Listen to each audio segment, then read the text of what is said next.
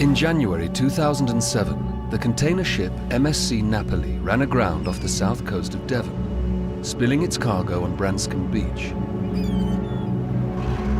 The public response was mixed. Delight from the opportunists who plundered the ship's booty, disgust from the authorities who struggled to police the looting.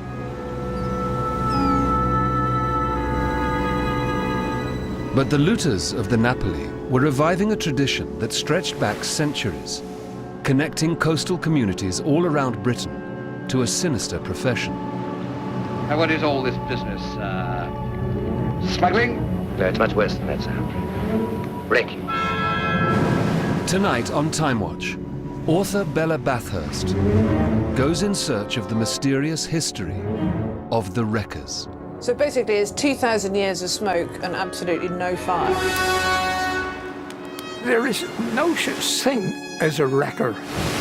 If it's landed on a sandbank and that was breaking up and people were drowning on it, you wrecked it.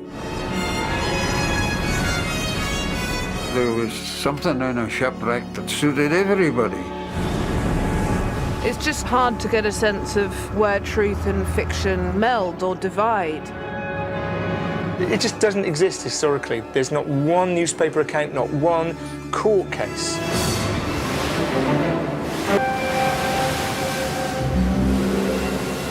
On a September night, the Regent lay in the Pentland Firth. In a fog and a violent, windless swell.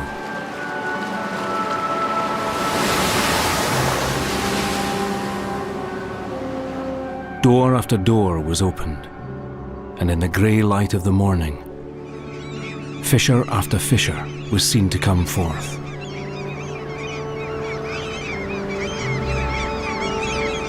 Fisher after fisher, I wrote, and my pen tripped, for it should rather stand wrecker after wrecker. All callously awaited the harvest of the sea.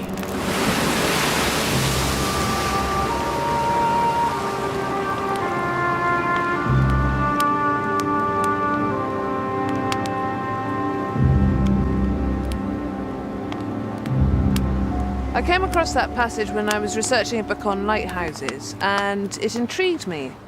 I'd heard of pirates and press gangs and privateers, but I'd never heard of wreckers. There was just something about the way Robert Louis Stevenson put that image that seemed particularly callous. This group of wreckers coming out with their arms folded, just waiting for that ship to come onto the rocks. So I set off to find out who these wreckers were, if they were simply part of a fable, or whether indeed they still existed.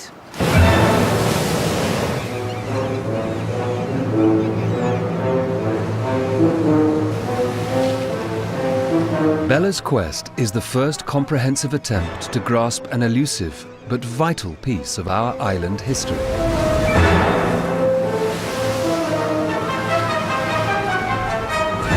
Britain has always relied on shipping.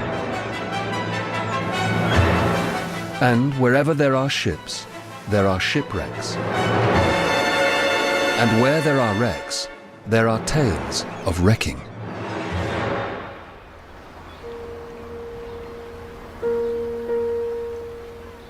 Bella's search begins with wreck diver Mark Groves and a journey to one of the most treacherous sites in British waters.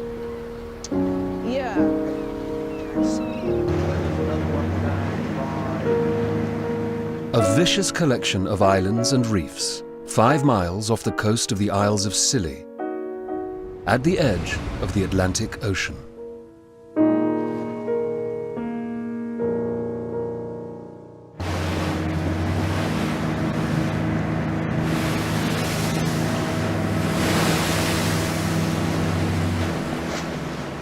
Are there any estimates of exactly how many ships have gone down here? Well, around the islands there are 1,000 recorded wrecks, and the vast majority would be out among the Western Rocks.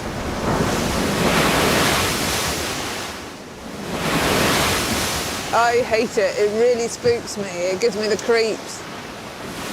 And not just from watching the state of the water. You can see it's just nasty water and there's bad stuff underneath, fairly close to the surface, but also because you feel, or I feel very strongly, that this place is a grave. And I don't think you have to be particularly suggestible to feel like that. I mean, this place just, you know, it's got a lot of baggage. Thousands of seafarers have perished in this ship's graveyard.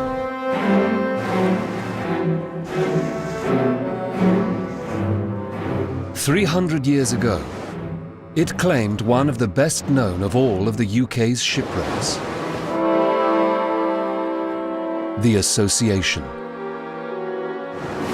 Behind us is the Gilstone Rock where the Association sank, 22nd of October 1707. And just here, probably getting on for 800 or 900 men lost their lives. Late at night, it's dark, a storm is raging, huge seas. There's a crash on the rocks, and they were thrown in the water. It must have been horrific.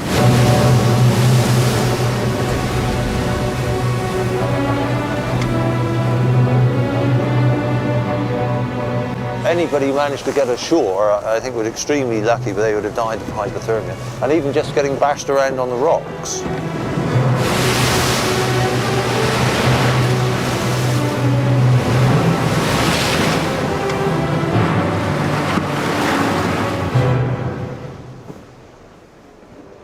The Association was part of a naval fleet of 22 ships. 4 were lost, and nearly 1,500 men perished. The death of the Association's captain, Rear Admiral Sir Cloudesley Shovel, inspired a raft of wrecking myth that has become embedded in local folklore.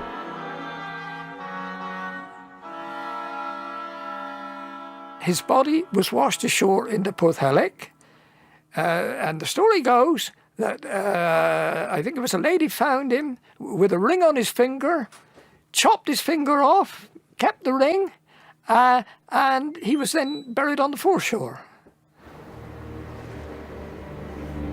The lurid image of the islanders as murderous looters also appears in the writings of Daniel Defoe. A fierce and ravenous people, for they are so greedy and eager for prey that they are charged with strange, bloody and cruel dealings, even sometimes with one another, but especially with poor distressed seamen when they come on shore by force of a tempest and seek help for their lives, and where they find the rocks themselves no more merciless than the people who range about them for their prey. But Defoe's charge is refuted by the alleged wreckers' descendants. There is no such thing as a wrecker. There was no question of brutality or cruelty or anything. Our men lived by the sea, lived with boats. So if a wreck occurred, it was natural that they were going to save those poor men that were aboard before anything else. But once they knew there was a wreck there, everything was made use of.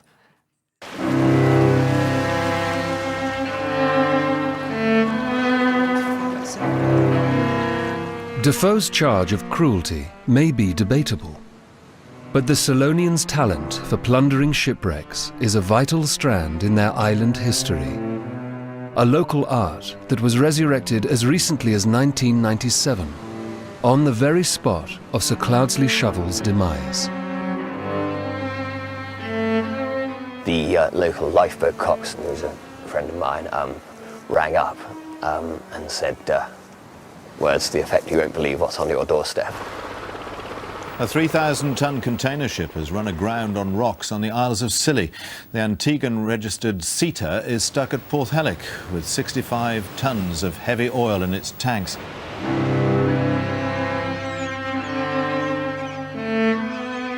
And it was easy to get into the containers, wasn't it? Well, there's a leading question. Yes, I think it was reasonably easy to get into containers, yeah. And what about the perception that what you were doing was no better than stealing or looting? No, I don't agree with that at all. It is the custom of the sea, to use a phrase. In modern parlance, we were mitigating a major pollution incident. That's what I would say. The islands are rooted in maritime tradition, amongst which is this rich history of shipwreck. Some of the people who were involved with the CETA are the direct lineal descendants of those men and women who were doing exactly the same sort of thing 200 years before that. As the Lloyd's Insurance report noted, the local looters acted in a refreshingly traditional fashion. But there's a world of difference between this opportunism and the barbarous wrecking described both by Daniel Defoe and in the tale of Sir Cloudesley Shovel. Well, it's interesting because listening to Dickon talking about the CETA, you get the impression of wrecking as a really enjoyable thing to do, to be honest. I mean, it just sounds like a really good bit of fun. And it's very difficult to kind of marry that image up with some of the historical accounts of the Solonians as a really barbaric people. It's just kind of hard to get a sense of where truth and fiction either meld or divide here.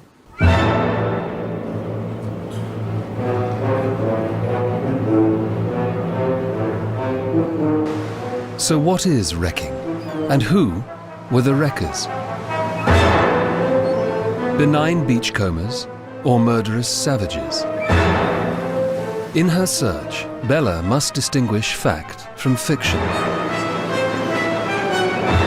And for tales of brutal and systematic wrecking, no other part of Britain rivals Cornwall.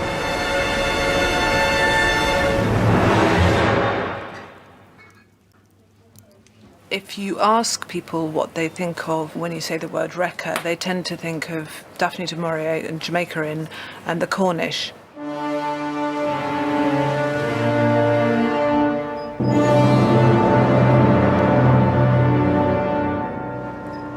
A really sort of gothic, over-the-top, wuthering tale about an inn in the middle of Bodmin Moor, which is frequented by people carrying strange parcels and is run by a pretty hardcore wrecker. There she is! The thing about Jamaica Inn is that it name-checked every significant myth about wrecking there is, from the false lights, the storms, the gales.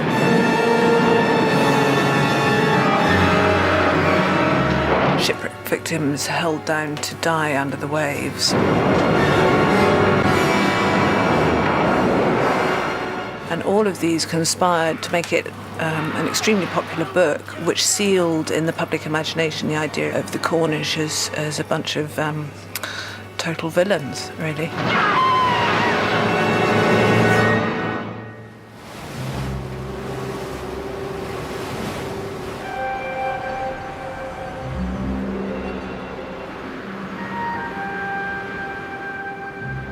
The setting for Jamaica Inn's wrecking crimes is the north coast of Cornwall, around the tiny village of Morwenstow. I don't really think it takes much imagination to look at the coastline down there and realise what it might have meant to a sailing ship. I mean, those horrible fingers of black rock sticking out way into the sea run a long way down, and they could slice a ship to shreds in seconds virtually, and they did. So all these myths or stories or facts, who knows, have accumulated over the centuries about the Cornish and what they did to shipping. The most persistent charge is that the Cornish used lights to lure ships onto the rocks, an allegation made in both fictional and factual accounts of Cornish history.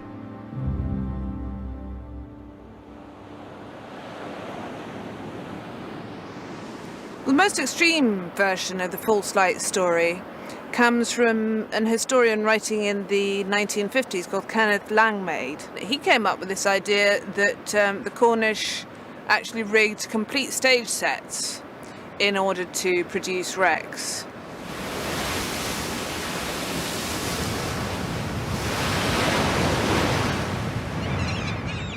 They used to say in Cornwall in the old days that when the weather conditions were favourable for the purpose, and if the moon was on the wane, the lamps would be placed on the slopes of the false bay or near a headland.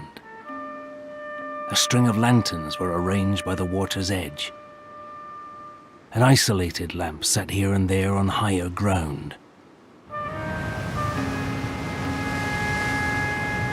From seaward, and in the correct conditions, the coastwise lights might have been the illuminated windows of a humble fishing village. Everything would have appeared genuine enough, and yet all was false. Except the sharp rocks of the offshore reefs, which were the wreckers' natural weapons.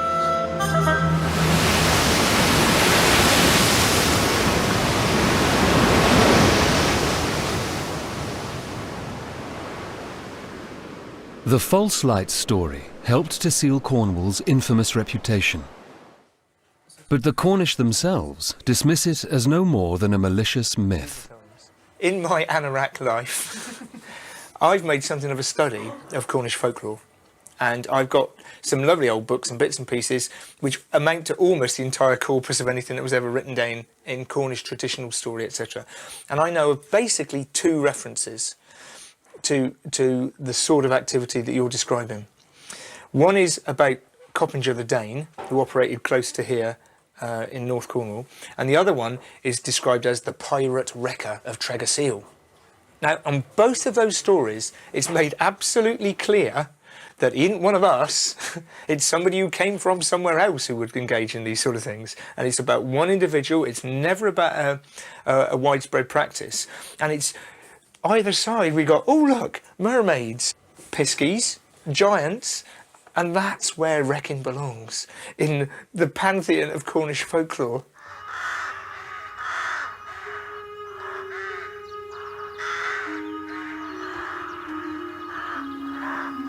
Wrecking stories in folklore, popular novels, and even history books may be impossible to substantiate. But there is contemporary documentary evidence for wrecking in Cornwall. In 1834, Reverend R.S. Hawker accepted the rectorship of Morwenstow Church.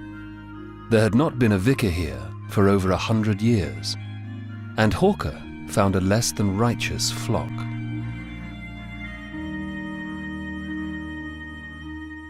So Hawker did acknowledge that a lot of his parishioners were wreckers.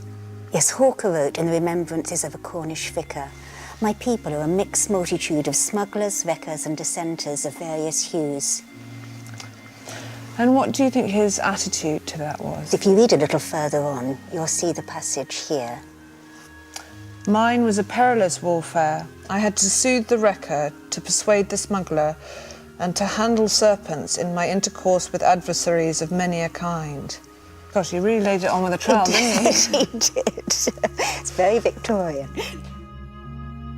Hawker's not alone in his accusations.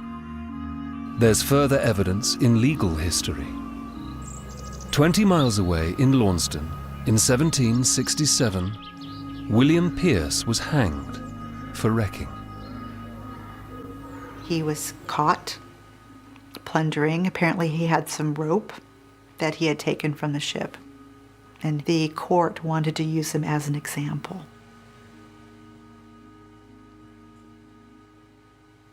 He is the only individual in Cornish history who was executed for wrecking.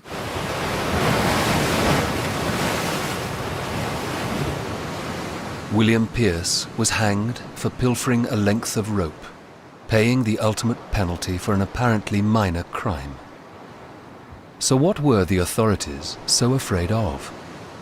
What were the Cornish really up to? It's definitely the case that anything that came on shore was considered to be fair game, and that hordes of people have always descended in order to make the best of what the sea offers up. And if you're living a life involving mining and fishing and you're close to the edge, then the bounty of the sea is an important addition to what you gain through your other work. And sometimes that got pretty riotous. I've got some great newspaper quotes. On the second evening, a party of Camborne miners came down determined for a wreck. They cut the ship's cable, carried off 2 of her small ankles, stole all the beef and biscuit on board, and even had the hardihood, before it became dark, to steal some of the seamen's clothes at Gwydion Churchtown, which, having been washed by the people of the village for the poor fellows, had been hung up to dry.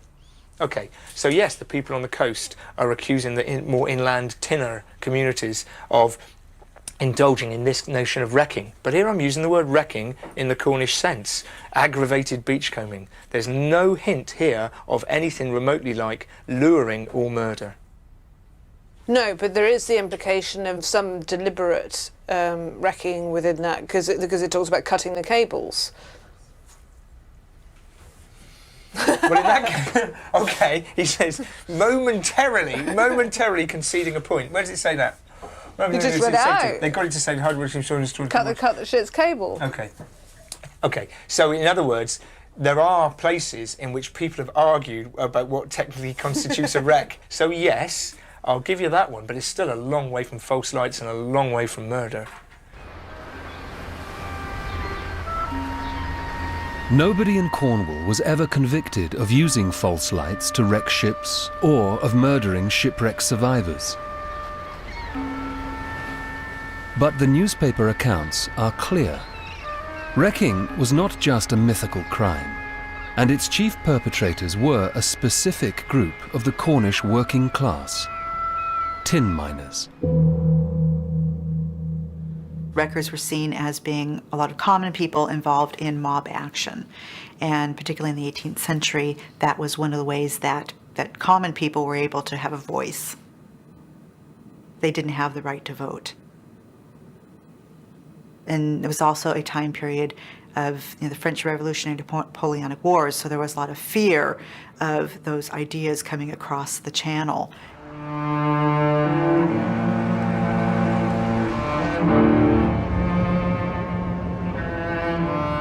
By the middle of the 19th century, wrecking was deemed to be so serious that it prompted a radical reorganization of law enforcement.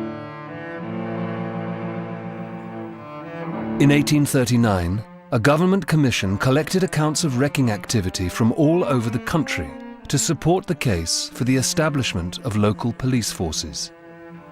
Well, this is a report that really gathers information from all the way around the coasts. And it was all the same story, that large numbers of people would descend on a wreck and take anything they could. What does it say about where exactly wrecking took place? It seems to be right the way around the coasts, wherever there were shipping casualties.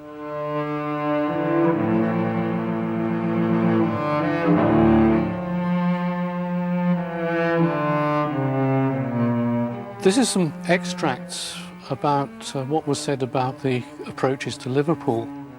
They are the most determined set of villains. It matters not what comes in their way, they will have it. The body of a female was washed on shore when a woman at Morton, which is a village in the neighbourhood, was proved to have bitten off the ears to obtain the earrings. Such vicious wrecking occurred despite being legally prohibited since the Middle Ages. But the evolution of the law may itself have contributed to wrecking's violent undercurrent.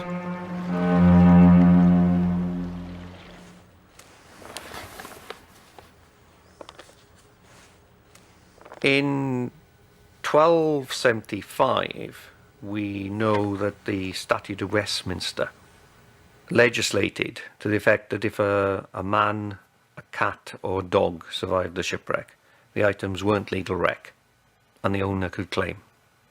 And that's been described as one of the most unfortunate pieces of legislation for mariners' welfare and that of their pets ever devised, because you're giving people an actual incentive to make sure that nothing survives. In 1753, you have more legislation, and the Act actually says this plundering of wrecks is still going on. And also for the first time you get this provision about false lights. So it suddenly appears. And the curious thing is we can't trace any actual prosecutions. But what's interesting is in the 1753 Act, they actually made it a specific offence to hinder the escape or to beat or to wound anybody trying to escape a shipwreck. So even in the 1750s, there was obviously this problem that you've got off the wreck, you've managed to swim through the surf, you've crawled up the beach, and your problems are only just about to begin, because it's in everybody's interest that you don't actually survive.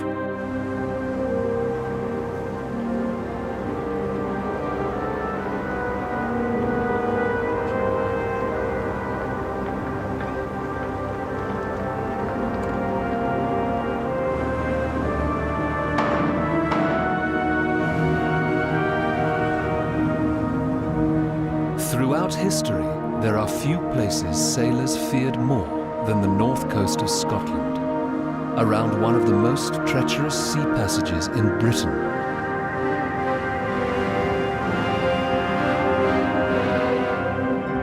The Pentland Firth. It is one of the most treacherous pieces of water in the world, because on the one side you've got the mighty Atlantic Ocean, on the other side you've got the North Sea.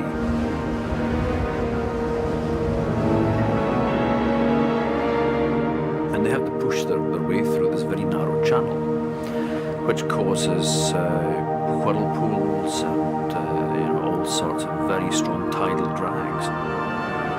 It's almost like a ferocious wild animal can just rip chunks off of ships. The crofters and fishers of Caithness and the Orkney Islands were reputedly ruthless wreckers. The most notorious of all were from a tiny island in the middle of the Pentland Firth, the Stroma Pirates. Uninhabited since 1962, the island is owned by James Simpson, a Stroma man born and bred. Well, when I was going to school and a shipwreck went ashore, we would get a day off school. The shipwreck came first. I would say it was exaggerated to the name of pirates. There wasn't a board on ships with swords and knives and all that carry on. It was just what you call the plundering side of the business that enabled the title pirates. They had a reputation of being able to smell a wreck. If there was a wreck, they always said the Stroma men were on it first. You know, they almost had a sixth sense that they could feel a wreck, even in mist. You know, they would be out there.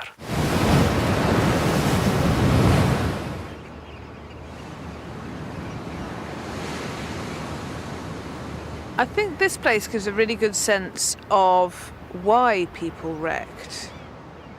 It can become quite easily a law unto itself. It's a great deal closer to Norway than it is to the centres of power down south. So they were able to behave in ways that probably wreckers couldn't have done on the mainland. And it has a very strong Norse and Viking influence, and you can really feel that.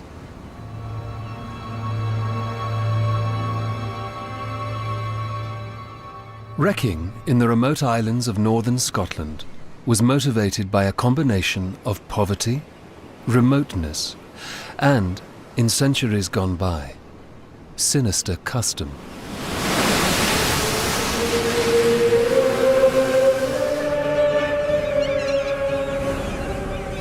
A story is told of the crew of a stranded vessel who were warping themselves ashore by means of a hawser which they had fixed to the land. The islanders watched their motions in silence, till an old man reminded them that if they suffered these sailors to come ashore, they would consume all their winter stock of provisions. As Ethelenda cut the hawser, and the poor wretches were all swept away. This is a tale of former times, but I fear that even yet, the drowning mariner would in some places receive no assistance in his exertions, and certainly he would in most be plundered to the skin upon his landing. Some people may have killed.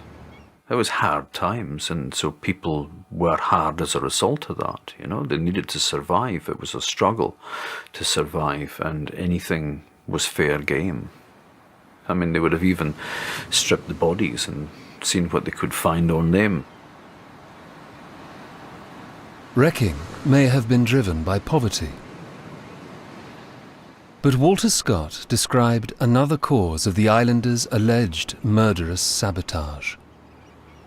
It was considered to be bad luck to rescue somebody from drowning, because it was believed that the sea claimed a certain amount of victims every year, and that if you rescued that person, you were depriving the sea of its prey, and it could end up coming after you or your family.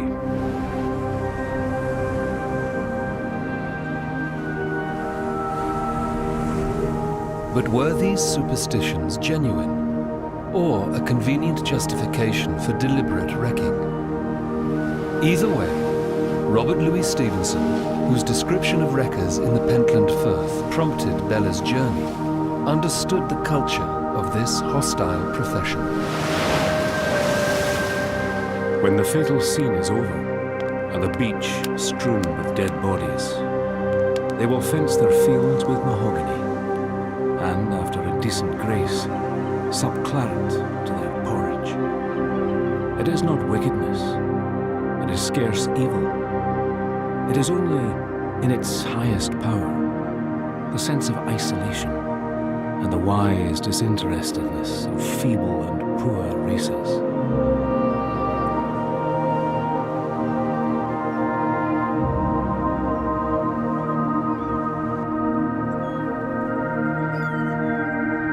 There is another band of wreckers, as notorious in their own way as the Stromer men. But their crimes can't be excused by remoteness or distance from Westminster.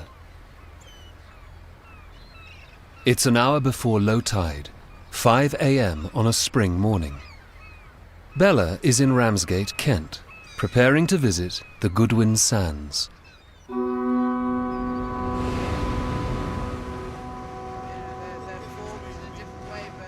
Her guide is Bob Peacock, the only skipper with an official license to dive on the tidal sandbanks, known to mariners as the Ship Swallower.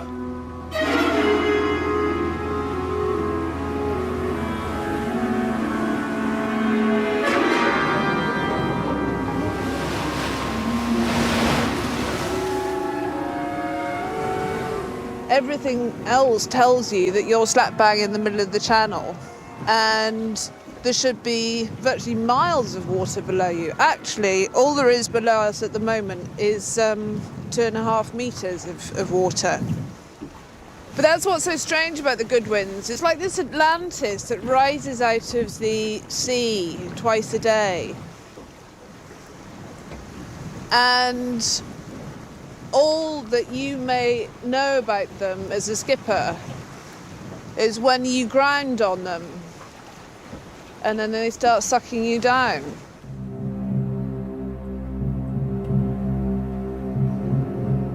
There are nearly 2,000 recorded wrecks on the Goodwins. When the North ran aground here in 1866, the entire ship all but disappeared in 24 hours. But as an eyewitness told the Board of Trade, it wasn't devoured by the notorious quicksands. He saw about a dozen men on board in the act of cutting away the sails and rigging. Round the ship were clustered about 30 boats, busy stripping the yellow metal.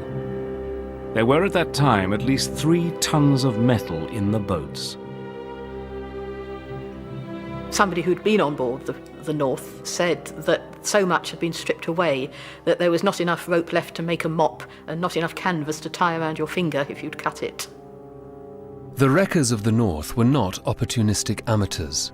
They were professional salvors. But they had long since given up on legal salvage work, turning instead to simple theft. There was considerable danger. They went out into the Channel in high seas, strong winds, gales, and they considered they rarely, if ever, get the full value when they get a salvage award. So when they were helping themselves, as in the case of the North, they really often felt that it was just fair reward to make up for all the reward they hadn't got. Nobody was in any doubt about who was responsible for the systematic dismemberment of the North. This was the work of the infamous Boatman of Deal. The whole of the evidence proved conclusively that wrecking is the profession of a large number of the Deal boatmen. The robbery of the North represented nothing but common practice. Deal boatmen were famous throughout the world. Their main work was through salvaging and something called hoveling, which was a variety of jobs to do with them taking anchors and chains to shipping in the Downs, providing them with provisions and fresh water and beer, and taking men and letters and newspapers out to ships in the Downs. But people saw them as unscrupulous, didn't they? I think in the past that would be true, because there's always this paradox and the question's asked, were they saints or were they sinners? On the English coasts, the trade of salvage is exercised under very oppressive conditions, which appear to us little worth of a civilized nation, and for which we can scarcely find a parallel, unless among the wreckers of the Bahamas.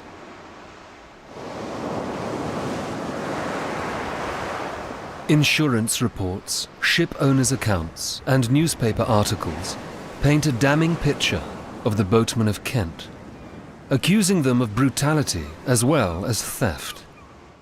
But in the local museum, there is a unique book, which presents the other side of the wrecking story, the autobiography of a Deal boatman. Okay, well, this is William Stanton's original copy of the Journal of a Deal Pilot. This is his account of a shipwreck on the Goodwins in 1830, in December. The men were drowning one at a time, the most awful deaths imaginable. One fine-built man actually died hanging by his wrist. They were hauling him up the quarter, a heavy sea, oh God, this is grim. A heavy sea coming, and the poor man died hanging by his wrist. An awful death. His stricken cries for help was more than my pen can describe. Oh look, there's a bit that's crossed out and I don't think it makes it into the final book. It says, what a hard case for needy men if they fall in with a poor shipwrecked person swimming and save him from a watery grave. There is no reward whatever, but if they pick up a few paltry bales, they get 20, 30 and 40 pounds per man. So it wasn't as if they were a bunch of total sadists who were kind of hell-bent on going out there and drowning shipwreck survivors. It was that in order to feed their families, there was a much greater incentive to go out there and pick up a few bales of tobacco or linen or whatever it happened to be that were floating around than to pick up shipwreck survivors.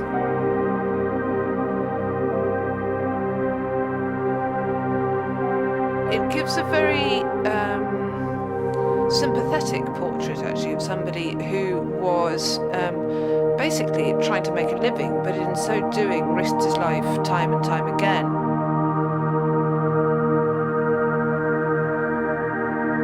but didn't worry too much about the kind of moral dimension of his work because he couldn't. He couldn't afford to.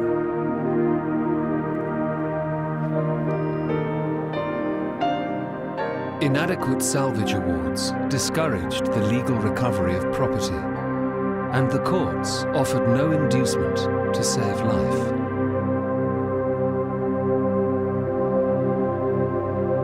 There was a positive incentive not to save life. If you spent yourself time getting people off the wreck, and around you others were spending their time gathering up property, they would acquire a right to a salvage award, and you'd get absolutely nothing.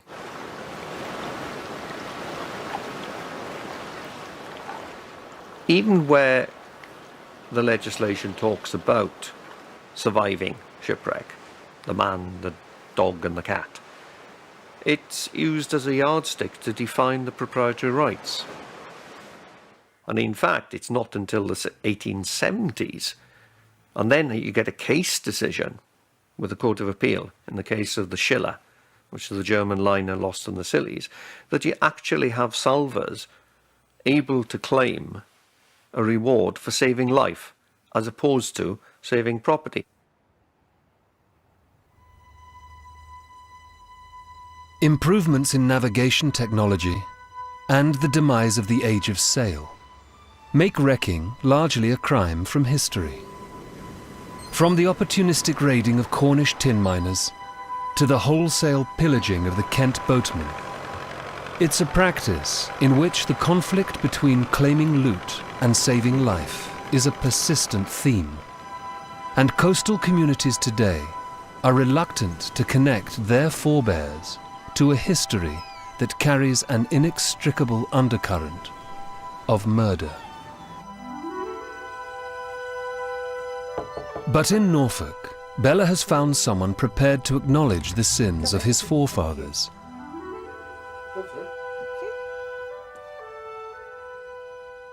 If it's landed on a sandbank and that was breaking up and people were drowning on it or had been washed off it and that was there, that was a wreck, you wrecked it. You went to it and you took it apart and you brought pieces home. What would put wood on the fire? Canvas would cover a hole in the roof. That was a wrecker. If you got aboard a ship and there were still clothes in the lockers where what the sailor, you'd have them. If they're dead, they're no good to them.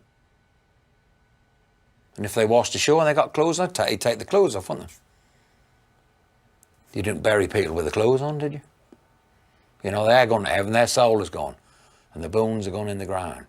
But if they got clothes on, you'd wear them. You might sell them to somebody. What do you think of this? I'd sell them to him. Where'd you get it? You wouldn't tell him you got it off a dead man, would you? A nice pair of trousers that fit you, my man. You might get half a farthing for it, but it's another piece of bread on the table. And the one thing you didn't want was survivors. Unless they could pay. And that's all around the British Isles, don't worry. Some say, oh, we don't know nothing about that. But if that's gone down in the families. Some will look a bit sheepish on it, but that happened. That happened. Why was there no interest in life-saving in those days? You've got to put yourself back in time. Put yourself on an island, like in the Outer Hebrides, and you couldn't get to the mainland, the weather was bad. And them poor little buggers you got round, you got to be fed, and you're the older one in the family. What do? What would you do? Do you understand what I mean, where I'm coming from?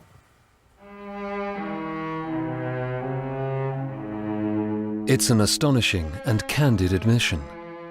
Not least because Richard Davis comes from one of the most respected life-saving families in the country. So what's your family's connection with the lifeboats? My great-great-great-grandfather was a coxswain here. Then his son. Then that fella's stepson.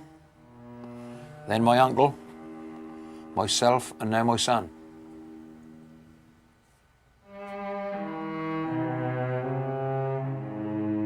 That's different nowadays. We're there now to save lives. If I was about before the Lifeboat Institution ever started, and I was in Hovler, and we were the first ones there, I'd go for the best pickings. Of course I would.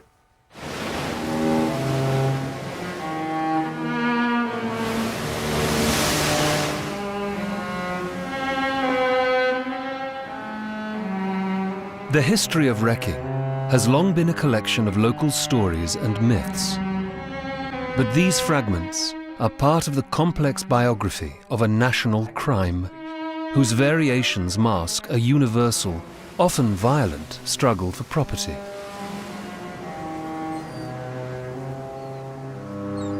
And, remarkably, the final chapter in the story of this sinister profession is of the evolution from wreckers to life-saving heroes. I think what Richard Davids does is really to make this astonishing but very understandable claim that the forefathers of this generation of lifeboatmen were wreckers. In fact, that the lifeboats themselves sprang from wrecking, because if you think about it, the wreckers had to be incredibly skillful sailors, they had to be incredibly bold, they had to know their local sea areas down to the last grain of sand, and they had to be prepared to risk their lives. And all of those qualities are pretty important for a lifeboatman too. So you get this sense of the division between light and dark, and black and white, and good and bad, being very grey and amorphous indeed. And it becomes much more difficult to say that man is a clear-cut hero and that man is a clear-cut villain.